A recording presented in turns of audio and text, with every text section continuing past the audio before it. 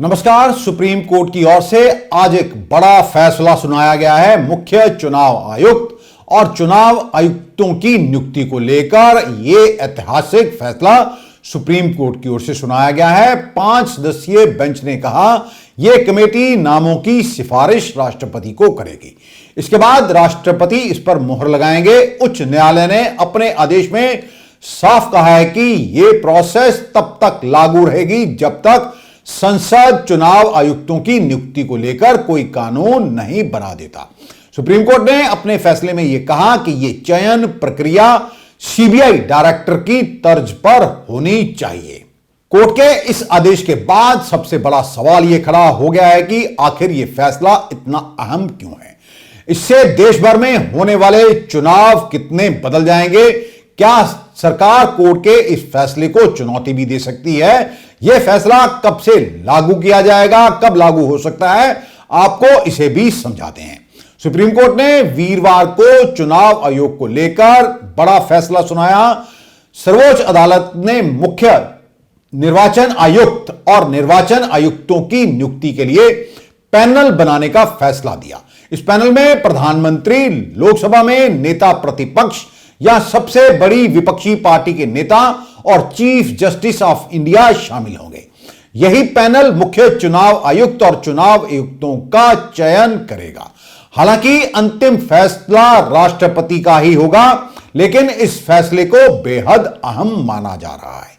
Court के इस आदेश के बाद सबसे बड़ा सवाल यह खड़ा हो गया है कि यह फैसला इतना अहम क्यों है। इससे चुनावी प्रक्रिया पर क्या असर पड़ेगा और क्या सरकार इसे चुनौती देगी। यह फैसला कब से लागू किया जा सकता है। मुझे लगता है कि लोकतंत्र के लिए बहुत अच्छा जजमेंट है। जो लोग इलेक्शन कमीशन के ऊपर बार बार उंगली उठाते थे, शायद आज उनका मुंह बंद हो गया है। अब जब इलेक्शन कमीशन का अपॉइंटमेंट करने में जो कमेटी होगी उसमें प्राइम मिनिस्टर होंगे, लीडर ऑफ अपोजिशन होंगे, चीफ जस्टिस ऑफ इंडिया होंगे, तो शायद कोई पॉलिटिकल पार्टी इलेक्शन कमीशन के ऊपर उंगली नहीं उठाएगी, ऐसा मैं आशा कर सकता हूँ। अभी एक और जो लैंडमार्क इसमें जजमेंट है कि तीनों जो इलेक्शन कमिश्नर हैं, यानी दोनों इलेक्शन कमिश्नर और चीफ इलेक्शन कमिश्नर, तीनों को इक्वल प्रोटेक्शन रहेगा, इक्वल सिक्योरिटी रहेगी। अब उनको हटाने का तरीका भी एक होगा। अभी क्या था कि अगर चीफ इलेक्शन कमीशन को हटाना है तो पार्लियामेंट में इम्पीचमेंट लाना पड़ेगा, लेकिन बाकी दोनों इलेक्शन कमीशनर्स को आप कभी भी सरकारी आदेश से हटा सकते हैं। अब ऐसा नहीं होगा, तीनों की हटाने की प्रक्रिया एक हो गई है। तो दोनों इलेक्शन कमिश्नर को जिनको कि पहले एग्जीक्यूटिव ऑर्डर से हटाया जा सकता है, मुझे लगता है ज्यादा वो ऑटोनॉमी के साथ, ज्यादा इंडिपेंडेंस के साथ, ज्यादा स्वायत्त होकर काम कर पाएंगे। पहले आपको यह बताएंगे कि कोर्ट ने अपने फैसले में कहा क्या। मुख्य निर्वाचन आयुक्त और निर्वाचन आयुक्तों की नियुक्ति के लिए कोलेजियम जैसी व्यवस्था बनाने की मांग को लेकर एक याचिका दायर हुई थी। इस पर वीरवार को न्यायमूर्ति के.एम. जोसेफ की अध्यक्षता वाली 5 सदस्यीय संविधान पीठ ने बड़ा फैसला सुनाया।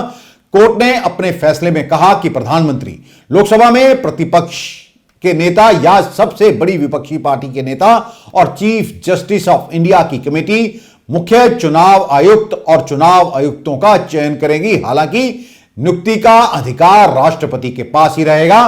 पीठ में न्यायमूर्ति अजय रस्तोगी, न्यायमूर्ति अनिरुद्ध बोस, न्यायमूर्ति ऋषिकेश राय और न्यायमूर्ति सी.टी. रवि कुमार भी शामिल थे।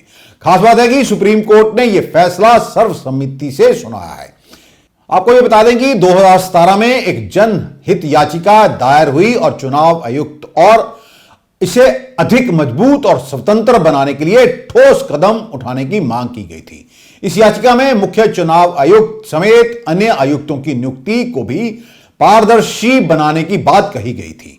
अब यह कहा जा रहा है कि कोर्ट का यह फैसला देश की क्रांति के लिए एक बहुत बड़ा फैसला साबित होगा। देश में हर साल किसी ना किसी राज्य में चुनाव होते हैं और जीत या हार के बाद ज्यादातर राजनीतिक दल सीधे चुनाव आयोग पर ही आरोप लगाने लगते हैं। इससे चुनाव आयोग की विश्वसनीयता पर सवाल उठ रहे थे। चूंकि मुख्य चुनाव आयुक्त और चुनाव आयुक्तों की नियुक्ति भी सरकार के जरिए ही होती थी, इसलिए यह आरोप और भी ज्यादा लगने लगते थे। अब सुप्रीम कोर्ट के फैसले के बाद चुनाव आयोग और देश में होने वाले चुनावों में 3 बड़े बदलाव देखने को मिल सकते हैं। पहला बदलाव यह है कि स्वतंत्र होकर चुनाव आयोग काम कर पाएगा। जब मुख्य चुनाव आयुक्त और अन्य चुनाव आयुक्तों की नियुक्ति पारदर्शी तरीके से होगी और पैनलों की सिफारिश पर होगी तो चुनाव आयोग स्वतंत्र होकर काम कर सकेगा। क्योंकि आयुक्तों की नियुक्ति प्रक्रिया में विपक्ष का नेता भी शामिल होगा, इसलिए चुनाव के बाद आयोग पर विश्वास बढ़ेगा। राजनीतिक दलों और नेताओं पर भी सख्ती की जा पाएगी। अब तक चुनाव के दौरान नेताओं उम्मीदवारों पर कई तरह के आरोप लगते रहे हैं, मामले भी दर्ज होते हैं और चुनाव आयोग में शिकायतें भी होती हैं, लेकिन कार्रवाई नहीं हो पाती। भले ही चुनाव आयोग को स्वतंत्र कहा जाता है, लेकिन हमेशा सत्ता पक्ष के दबाव में काम करने के आरोप भी चुनाव आयोग पर लगते रहे हैं। सुप्रीम कोर्ट के इस फैसले के बाद चुनाव आयोग के पास रूल पावर भी आ गई है। ऐसे में आयोग स्वतंत्र होकर राजनीतिक दलों और नेताओं पर कार्रवाई कर पाएगा। वैसे तो हर चुनावों में खर्च करने के लिए चुनाव आयोग की ओर से एक सीमा तय की जाती है, लेकिन आरोप लगते हैं कि पैसा चुनावों में पानी की तरह बहाया जाता है और चुनाव आयोग की ओर से जो नियम तय किए जाते हैं उन नियमों की धज्जियां उड़ाई जाती हैं और कार्रवाई नहीं हो पाती है। एक और बड़ी बात होगी, अभी तक सत्ता में बैठी पार्टी मुख्य चुनाव आयुक्त और चुनाव आयुक्तों को बनाती थी, क्योंकि अब इनका एक पैनल के जरिए चयन होगा। ऐसे में नियुक्ति प्रक्रिया में कुछ योग्यता भी परखी जाएगी। इससे अनुभवी और चुनाव के एक्सपर्ट लोग इन पदों पर बैठ सकेंगे। अब यह भी चर्चा चल रही है कि क्या इस फैसले को सरकार कोर्ट में चुनौती दे सकती है। कोर्ट में तो वैसे किसी भी फैसले को चुनौती दी जा सकती है, हालांकि इस मामले में यह केस थोड़ा अलग है। 5 जजों की संवैधानिक पीठ ने एक मत होकर फैसला सुनाया है। ऐसे में इतिहास देखें तो जब कभी भी एक मत होकर कोर्ट की संवैधानिक पीठ ने कोई फैसला दिया है तो चुनौती के बाद वह कम ही बदलता है, बल्कि ये ना के बराबर संभावना होती है। इस मामले में भी ऐसा ही है। सरकार चुनौती दे सकती है, लेकिन कोर्ट का यह फैसला बदलना लगभग नामुमकिन है। हां, अगर सदन चाहे तो यह कोर्ट के फैसले को बदल सकती है। पंजाब के मुख्यमंत्री भगवंत मान ने वीरवार को दिल्ली में केंद्रीय गृह मंत्री अमित शाह से मुलाकात की। बैठक में ड्रोन, घुसपैठ, बॉर्डर सुरक्षा, नशा और कानून व्यवस्था पर चर्चा हुई। अजनाला में खालिस्तान समर्थक अमृतपाल सिंह और उसके समर्थकों की ओर से तलवारें, बंदूकें लेकर अपने एक सहयोगी की रिहाई के लिए पुलिस से भिड़ने की घटना के बाद मुख्यमंत्री और गृह मंत्री अमित शाह के बीच ये होने वाली पहली मुलाकात है। पंजाब में आम आदमी पार्टी की सरकार राज्य में कथित रूप से बिगड़ती कानून व्यवस्था की स्थिति को लेकर विपक्षी दलों के निशाने पर है। जहां भारतीय जनता पार्टी ने राज्य में राज्यपाल शासन की मांग की है, वहीं पंजाब में कांग्रेस ने अजनाला में पुलिस कर्मियों पर हमला करने के लिए अमृतपाल सिंह और उसके समर्थकों की गिरफ्तारी की मांग की है। इस बैठक को काफी अहम माना जा रहा है, क्योंकि मुख्यमंत्री भगवंत मान के पास गृह मंत्रालय भी है और अजनाला की घटना के बाद मुख्यमंत्री ने कहा था उनकी सरकार राज्य में कानून व्यवस्था बनाए रखेगी और किसी को भी इस शांति को भंग नहीं करने दिया जाएगा।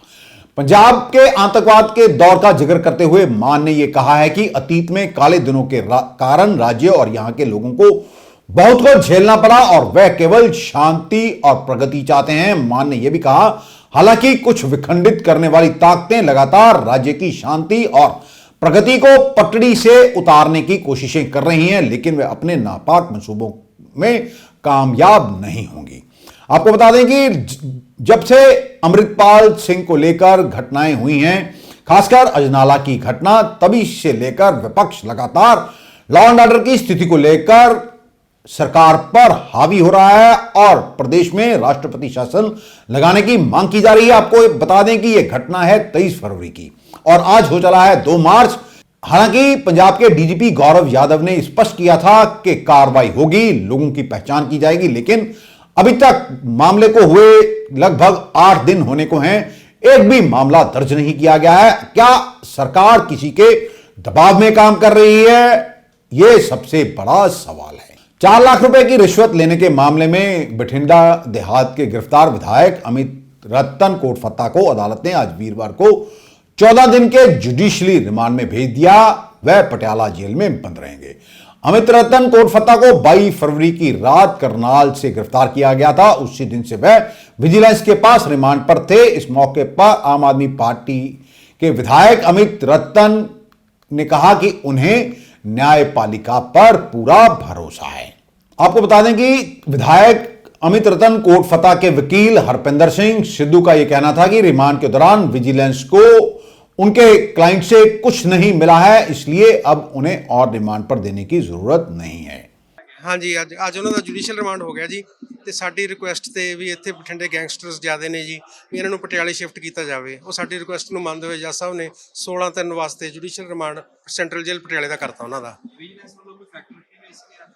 ਨਹੀਂ ਅੱਜ ਨਹੀਂ ਜੀ, ਉਹਨਾਂ ਨੇ ਕਿਹੜਾ ਕਰਨੀ ਸੀ, ਉਹਨਾਂ ਨੇ ਤਫਤੀਸ਼ ਕਰ ਲਈ ਤੇ ਅਸੀਂ ਬੇਗਨਾ ਹੋ ਕੇ ਨਿਕਲਾਂਗੇ। ਸਾਨੂੰ ਕਾਨੂੰਨ ਤੇ ਪੂਰਾ ਵਿਸ਼ਵਾਸ ਹੈ ਕਿਉਂਕਿ ਜਿਸ ਦਿਨ ਇਹ ਕੇਸ ਰਜਿਸਟਰ ਹੁੰਦਾ ਉਸ ਦਿਨ ਇਹਨੂੰ ਵਿਜੀਲੈਂਸ ਦੀ ਸਟੋਰੀ ਮੁਤਾਬਕ ਹੀ ਅਸੀਂ ਉੱਥੇ ਹਾਜ਼ਰ ਸੀ 1 ਨੰਬਰ ਰੂਮ ਸਰਕਟ ਹਾਊਸ 'ਚ। ਜੇ ਸਾਡਾ ਕੋਈ ਫਾਲਟ ਸੀ ਤਾਂ ਸਾਨੂੰ ਉਸੇ ਦਿਨ ਹੀ ਸਾਡੇ ਅਗੇਂਸਟ FIR ਰਜਿਸਟਰ ਹੁੰਦੀ, ਪਰ ਇੰਨਾ ਟਾਈਮ ਪਾ ਕੇ ਪੋਲੀਟੀਕਲ ਸਾਡੇ ਓਪੋਨੈਂਟਸ ਕਰਕੇ ਸਾਨੂੰ ਇੰਪਲੀਕੇਟ ਕੀਤਾ ਗਿਆ। ਸਾਤੋਂ ਕੋਈ ਰਿਕਵਰੀ ਨਹੀਂ ਹੋਈ। ਜੇ ਕੋਈ ਕੀਤੀ ਇਹਨਾਂ ਨੇ ਪਾਈ ਹੈ ਤਾਂ ਝੂਠੀ ਪਾਈ ਹੈ ਤੇ ਅਸੀਂ ਬੇਗਨਾ ਹੋ ਕੇ ਨਿਕਲਾਂਗੇ। ਸਾਨੂੰ ਕਾਨੂੰਨ ਤੇ ਪੂਰਾ ਵਿਸ਼ਵਾਸ ਹੈ। ਕੀ ਨਾਮ ਹੈ ਤੁਹਾਡਾ? ਹਰਪਿੰਦਰ ਸਿੰਘ ਸਿੱਧੂ ਜੀ। ਸਰ ਗੱਲ ਕੀਤੀ ਜਾਵੇ ਵਿਜੀਲੈਂਸ ਵੱਲੋਂ ਕਿਹਾ ਗਿਆ ਸੀ ਵੀ ਚੰਡੀਗੜ੍ਹ ਦੀ ਕੋਠੀ ਜਿਹੜੀ ਹਾਲਾਤ ਹੋਈ ਹੈ ਹਾਂਜੀ ਬੱਚੇ ਦੀ ਜਾਂਚ ਕਰਨੀ ਹੈ, ਕੁਝ ਗੱਲ ਸਾਹਮਣੇ ਆਈ? ਕੋਈ ਗੈਰ ਕਾਨੂੰਨੀ ਚੀਜ਼ ਨਹੀਂ ਮਿਲੀ ਜੀ, ਨਾ ਚੰਡੀਗੜ੍ਹੋਂ ਮਿਲੀ ਹੈ, ਨਾ ਇਹਨਾਂ ਦੇ ਪਿਤਾ ਜੀ ਕਿਹੜੇ ਸੈਂਟਰਲ ਗਵਰਨਮੈਂਟ 'ਚ ਰਿਟਾਇਰ ਹੋਏ ਆ, ਕੀ ਕਹਿੰਦੇ ਨੇ ਕਲਾਸ 1 ਗਸਟਡ ਆਫੀਸਰ, ਉਹਨਾਂ ਤੋਂ ਵੀ ਕੋਈ ਗੈਰ ਕਾਨੂੰਨੀ ਚੀਜ਼ ਦੀ ਰਿਕਵਰੀ ਨਹੀਂ ਹੋਈ ਜੀ ਕਿਸੇ ਕਿਸਮ ਦੀ ਵੀ। ਤੇ ਹਾਊਸ ਸਰਚ ਕੀਤੀ ਇਹਨਾਂ ਨੇ ਆਪਦੇ ਕਾਨੂੰਨ ਮੁਤਾਬਕ ਪਟਿਆਲੇ ਦੀ ਵੀ ਚੰਡੀਗੜ੍ਹ ਦੀ ਵੀ, ਤੇ ਕੋਈ ਗੈਰ ਕਾਨੂੰਨੀ ਚੀਜ਼ ਕਿਸੇ ਕਿਸਮ ਦੀ ਨਹੀਂ ਮਿਲੀ ਜੀ। ਨਾ ਹੀ ਕੋਈ ਪ੍ਰਾਪਰਟੀ ਅਸੀਂ ਕੋਈ ਬਣਾਈ ਹੈ ਜੀ। 2017 'ਚ ਵੀ ਅਸੀਂ ਇਲੈਕਸ਼ਨ ਲੜੇ ਹਾਂ, ਉਦੋਂ ਵੀ ਇਲੈਕਸ਼ਨ ਕਮਿਸ਼ਨ ਆਫ ਇੰਡੀਆ ਨੂੰ ਐਫੀਡੇਵਿਟ ਫਾਈਲ ਕੀਤਾ। 2022 'ਚ ਵੀ ਅਸੀਂ ਇਲੈਕਸ਼ਨ ਲੜੇ ਹਾਂ, 2022 'ਚ ਵੀ ਇਲੈਕਸ਼ਨ ਕਮਿਸ਼ਨ ਆਫ ਇੰਡੀਆ ਨੂੰ ਐਫੀਡੇਵਿਟ ਫਾਈਲ ਕੀਤਾ ਗਾ। ਉਹਨਾਂ ਨੇ ਪੂਰਾ ਵੈਰੀਫਾਈ ਕਰਕੇ ਫਿਰ ਹੀ ਸਾਡੇ ਐਫੀਡੇਵਿਟ ਅਸੈਪਟ ਕੀਤੇ ਜੀ। ਖਾਤੇ 'ਚ ਵੀ ਕੋਈ ਗੈਰ ਕਾਨੂੰਨੀ ਚੀਜ਼ ਨਹੀਂ ਮਿਲੀ ਜੀ। ਸਾਰਾ ਇਹਨਾਂ ਨੇ 8 ਦਿਨ ਹੋ ਗਏ ਜੀ, 8 ਦਿਨ ਪੂਰਾ ਇਹਨਾਂ ਨੇ ਡੀਪਲੀ ਸਾਰੀ ਇਨਵੈਸਟੀਗੇਸ਼ਨ ਕਰ ਲਈ, ਸਰਚ ਕਰ ਲਈ ਜੀ। ਕੋਈ ਕਿਸੇ ਤਰ੍ਹਾਂ ਦੀ ਕੋਈ ਰਿਕਵਰੀ ਨਹੀਂ ਹੋਈ। ਨਾ ਹੀ ਸਾਡਾ ਅਸੀਂ ਕੋਈ ਮੰਗੀ ਹੈ ਜੀ ਕਿਸੇ ਤੋਂ, ਕੋਈ ਡਿਮਾਂਡ ਕੀਤੀ ਹੈ ਰਿਸ਼ਵਤ ਦੀ, ਨਾ ਹੀ ਸਾਤੋਂ ਕੋਈ ਰਿਕਵਰੀ ਹੋਈ ਹੈ, ਨਾ ਅਸੀਂ ਕਿਸੇ ਤੋਂ ਲਈ ਹੈ ਜੀ। ਸੈਂਟਰਲ ਜੇਲ੍ਹ ਪਟਿਆਲੇ। ਜਿਸ ਤਰ੍ਹਾਂ 2 ਵਾਰੀ ਵੀ ਰਿਮਾਂਡ ਦਿੱਤਾ ਗਿਆ ਸੀ, ਹਾਂਜੀ ਚਲੋ ਜੇਲ੍ਹ ਭੇਜ ਦਿੱਤਾ। ਹਾਂਜੀ ਹਾਂਜੀ ਤੁਸੀਂ ਕਹਿ ਰਹੇ ਹੋ ਵੀ ਜ਼ਿਲ੍ਹੇ ਦੀ ਤਰਫੋਂ ਤੱਕ ਪਛਾਣ ਕੀਤਾ ਜਾ ਰਿਹਾ ਹੈ, ਹਾਂਜੀ। ਤੁਸੀਂ ਇਸ ਨੂੰ ਚੈਲੰਜ ਕਰੋਗੇ ਕਿ ਕੋਰਟ 'ਚ? ਉਹ ਅਸੀਂ ਹੁਣ ਸਲਾਹ ਕਰਕੇ ਜੀ, ਇਸ ਤੋਂ ਬਾਅਦ ਇਹਨਾਂ ਨੇ ਡਿਸਕਸ ਕਰਕੇ ਆਪਦੇ ਕਲਾਇੰਟਸ ਨਾਲ ਕਿਹੜਾ ਵੀ ਬਣਦਾ ਅੱਗੇ ਸਟੈਪ ਹੋਊਗਾ ਉਹ ਅਸੀਂ ਅਡਾਪਟ ਕਰਾਂਗੇ ਜੀ ਕਾਨੂੰਨ ਮੁਤਾਬਕ। 16/3 ਤੱਕ ਜੀ, ਪਟਿਆਲਾ ਜੇਲ੍ਹ 'ਚ। सेंट्रल जेल पटियाला जी। आपको बता दें कि इससे पहले अमित रतन कोट फतेह के विधायक के कथित पीए ऋषभ गर्ग को भी गिरफ्तार किया जा चुका है। 16 फरवरी को सर्किट हाउस बठिंडा से उसे गिरफ्तार किया गया था। वह भी न्यायिक हिरासत में चल रहा है। उसने एक सरपंच से पैसे मांगे थे और 4 लाख रुपए की बरामदगी उसकी गाड़ी से हुई थी। G20 देशों के विदेश मंत्रियों की बैठक आज दिल्ली में हुई। इसमें US, रूस, चीन, ब्रिटेन और फ्रांस समेत दुनिया के 20 बड़े इकोनॉमीज के प्रतिनिधि शामिल हुए। मीटिंग के इनॉग्रल सेशन में प्रधानमंत्री नरेंद्र मोदी ने कहा, कई साल प्रगति करने के बाद अब हमारे सामने कई चैलेंज हैं। कई विकासशील देश इस समय फूड और एनर्जी सिक्योरिटी के लिए ऐसे कर्ज के तले दबे हैं जिन्हें वह संभाल नहीं पा रहे। अमीर देशों ने जो ग्लोबल वार्मिंग की है उससे सबसे ज्यादा प्रभावित गरीब देश ही हुए हैं। उन्हें यह भी कहा, हम ऐसे समय में मिल रहे हैं जब दुनिया में गहरे विभाजन हो चुके हैं। पिछले कुछ साल में हमने आर्थिक संकट, जलवायु परिवर्तन, महामारी, आतंकवाद और युद्ध देखे हैं। इससे साफ हो गया है कि ग्लोबल गवर्नेंस फेल हो चुकी है। दुनिया के अहम मुद्दों को संभालने के लिए बनी संस्थाएं सबसे बड़ी चुनौतियों को पूरा करने में फेल हुई हैं। मीटिंग के बाद भारत के विदेश मंत्री एस जयशंकर ने भी कहा, यह ग्लोबलाइजेशन का वक्त है और इससे कोई देश अलग नहीं रह सकता। हर चुनौती का मिलकर हमें सामना करना होगा। उन्होंने यह भी कहा, मैं मानता हूं कि चीन के साथ रिश्तों में दिक्कत है। उनके फॉरेन मिनिस्टर से सभी मुद्दों पर बातचीत हुई है। इसमें सीमा विवाद भी शामिल है। G20 के फॉरेन मिनिस्टर ने पहली बार काउंटर नारकोटिक पर मिलकर काम करने का वायदा किया है। G20 देशों पर असाधारण जिम्मेदारी है। हम पहली बार वैश्विक संकट के बीच एक साथ आए थे और आज एक बार फिर कई संकटों का सामना कर रहे हैं, जैसे कोरोना महामारी, रूस यूक्रेन युद्ध, क्लाइमेट चेंज। जरूरी नहीं कि इन मुद्दों पर हम सभी एक मत हों, लेकिन हमें मिलकर इन सबका समाधान निकालना होगा। हिडेनबर्ग की रिपोर्ट के आधार पर भारतीय अरबपति गौतम अडानी पर लगाए आरोपों की जांच की मांग करने वाली याचिकाओं पर आज सुप्रीम कोर्ट ने अपना फैसला सुना दिया है। सुप्रीम कोर्ट ने इस मामले की जांच करने के लिए एक 6 सदस्यीय एक्सपर्ट कमेटी के गठन का आदेश दे दिया है। इसके साथ ही सेबी को गड़बड़ी जांच जारी रखने के भी आदेश जारी कर दिए हैं। कोर्ट में दायर याचिकाओं में मांग की गई थी कि अडानी मामले की जांच हो। इसके साथ ही इन याचिकाओं में कहा गया था कि अडानी के शेयर गिरने और निवेशकों को हुए नुकसान के मामले में हिडनबर्ग के मालिक की जांच होनी चाहिए। सुप्रीम कोर्ट की मॉनिटरिंग में जांच होने की बात भी इन याचिकाओं में कही गई थी। सुप्रीम कोर्ट के चीफ जस्टिस डीवाई चंद्रचूड़ ने सेबी की जांच जारी रखने का भी आदेश दिया है। सेबी स्टॉक मार्केटिंग में मैनिपुलेशन की जांच करेगी और अपनी रिपोर्ट सुप्रीम कोर्ट को सौंपेगी। सेबी यह जांच करेगी कि किस तरह अमेरिका की शॉर्ट सेलिंग हिडनबर्ग रिसर्च की रिपोर्ट आने के बाद शेयर बाजार में इतना बड़ा उथल पुथल हुआ। एक्सपर्ट कमेटी जिसका गठन सुप्रीम कोर्ट कर रही है वो सेबी की शक्तियों का अतिक्रमण नहीं करेगी। यह कमेटी 2 महीने में अपनी जांच रिपोर्ट सौंपेगी। भारतीय निवेशकों को मार्केट की उथल पुथल को रोकने के लिए कमेटी का गठन किया गया है। सुप्रीम कोर्ट की ओर से बनाएगी इस कमेटी में 6 सदस्य होंगे। इस कमेटी के अध्यक्ष रिटायर्ड जज जस्टिस AM सप्रे होंगे। इसके अलावा कमेटी में OP Bhatt, justice JP Deodhar, KV Kamath, Nandan Nilekani और सोमशेखर सुंदरेशन को भी शामिल किया गया है। हाथरस गैंग रेप मामले में SC/ST कोर्ट ने वीरवार को फैसला सुनाते हुए 4 में से 3 आरोपियों को बरी कर दिया है, जबकि एक आरोपी को दोषी करार दिया है। 14 सितंबर 2020 को हाथरस के गांव में 19 साल की एक दलित युवती के साथ रेप की वारदात हुई थी। 29 सितंबर को दिल्ली के सफदरजंग में युवती की इलाज के दौरान मौत हो गई थी। 2020 के सितंबर महीने में हुए इस मामले के बाद उत्तर प्रदेश सरकार को काफी विरोध का सामना करना पड़ा था। पीड़िता के बयान के आधार पर ही पीड़िता के ही गांव के 4 आरोपियों पर मामला दर्ज किया गया था। अब SC/ST कोर्ट ने माना कि संदीप अपराध का दोषी था और 3 अन्य लोगों को बरी कर दिया गया है। सर 3 लोगों को रिहा कर दिया है, बरी कर दिया है और एक संदीप है उसे दोषी माना है। जी। किस चीज़ का दोषी माना गया है उसे? और दोषी जो दोष के वो हैं उस पर सुनेंगे 2 बजे। अच्छा, हाँ, केवल एक मुलजिम को दोषी माना है बस। किस मामले का दोषी माना है? 310 में माना है और 304 में माना है। तो 376 का जो मुकदमा था उसमें रेप सिद्ध नहीं हुआ है। अब अगला कदम क्या होगा? लड़की पक्ष में लड़की पक्ष से हैं हम, जो वादी की तरफ से हैं, तो अब हम हाई कोर्ट के लिए करेंगे अपनी प्रक्रिया जो भी है। तो जो कोर्ट से फैसला आया, क्या आप उससे संतुष्ट हैं?